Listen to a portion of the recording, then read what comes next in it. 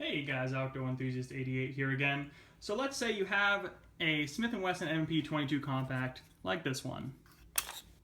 Alright, you got it, it's cool looking, and you realize, look at that, you have a thread protector, which means you can probably buy an adapter and suppress this bad boy. Well, that's all fun and games, but what you might have heard online is that this little thing right here, this little thread protector, is the most frustrating thing I've ever had to take off of a firearm. It is just cranked down way too much, and I've heated it, I've put it in the freezer overnight, I've soaked it in WD-40, anything I can do to try to loosen those threads up, and it is just a major pain. But let me show you guys how I did this to help you guys out who are having the same frustrations that I am. And I'll tell you, this is not the original cap at all, because it would not be this easy just to twist off. Look at that. See, wasn't that easy? I don't know what you guys are worried about. Come on now, just get in there. Use some elbow grease. No, actually, the original cap is in this little bag here.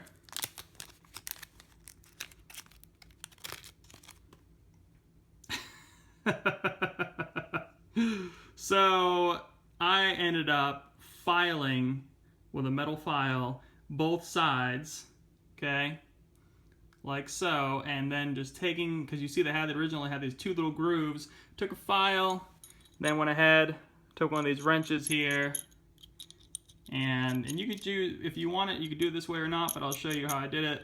Took one of these wrenches here, just like that, and just cranked it off. Now, it does go right to left, lefty-loosey, so in case you're wondering, that's the first thing. The other thing is that you will need to actually, and I'll show you,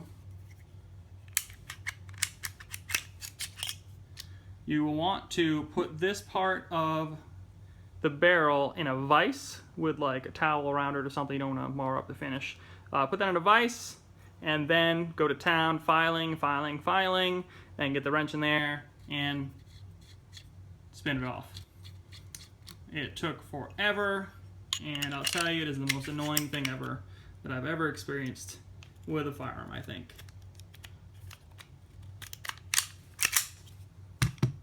So how does Smith and Wesson want you to do this? How do they want you to accomplish this feat? Well, they gave me this wrench, okay? And you can see, it's just a cheap pot metal little wrench that actually broke on me the first time I put, after heating that nut up with a lighter, it was red hot, I still tried to take it off, broke. But oh, the fun didn't end there. Called up Smith and Wesson customer service, got a second one. That's right, 2 piece of crap broken wrenches. Terrible design flaw on these bolts, guys. Terrible design flaw on that thread protector, and it broke both of the wrenches. I wasn't even trying that hard. I literally, this second one, I'm gonna just try it, see, I'm gonna do some light pressure and snap as soon as I put it on there. So completely useless. And actually, so I went ahead and I called Smith and Wesson. After I broke the first wrench, I called Smith and Wesson up and was like, hey, you know, I want to get my M&P 22 compact. I want to get a thread adapter on there so I can go and get it suppressed someday. And can I get a wrench? And tell me how I can't break the second one, or how I can get this protector off. And you know what the guy told me? And you might have to go through a couple of reps to get a good guy like I did. He said, tell you what, I'll send you a second wrench, and I'll send you a spare protector. Go ahead, this is what he told me, go ahead and get the thread protector off by any means necessary. Originally, I did try some little claw pliers there, didn't work. Decided to go ahead, it just kept slipping. You'll see on the sides here, I can get to focus here, it just kept slipping on the edges there, even clawing it down while it's in a vise. So actually I went again and I thought the idea, well, let me just file this thing down until I can get a regular wrench on there and get a good grip on it. And that's what I did. And then you had the spare protector, you know, and I had this wrench, which I already broken, so useless. But now I had a spare protector that can hand crank off and on. Now, what I did was I did some digging and I looked at what you can do for a suppressor adapter or a thread adapter for the Smith and Wesson M&P 22 compact. And I found that Smith and Wesson does sell one. However, they use the same wrench for the thread adapter for putting a suppressor on the firearm as the wrench they use for the protector. So, looked around online, found this company right here, EWK Arms.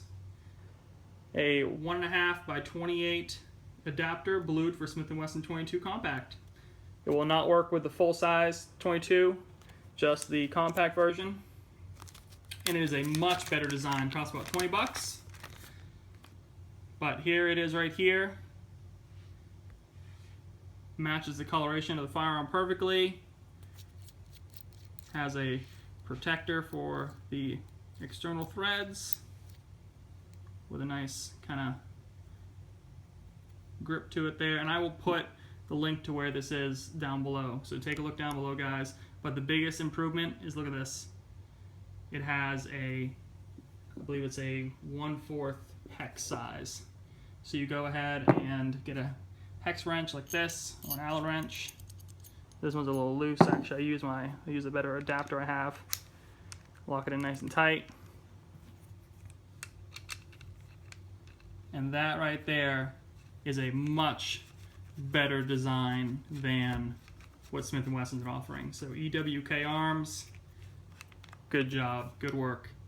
You can tighten her down. You don't have to tighten her down too much. You have a little protector there, a little nut protector. Actually, I'm putting it on the wrong way. There you go.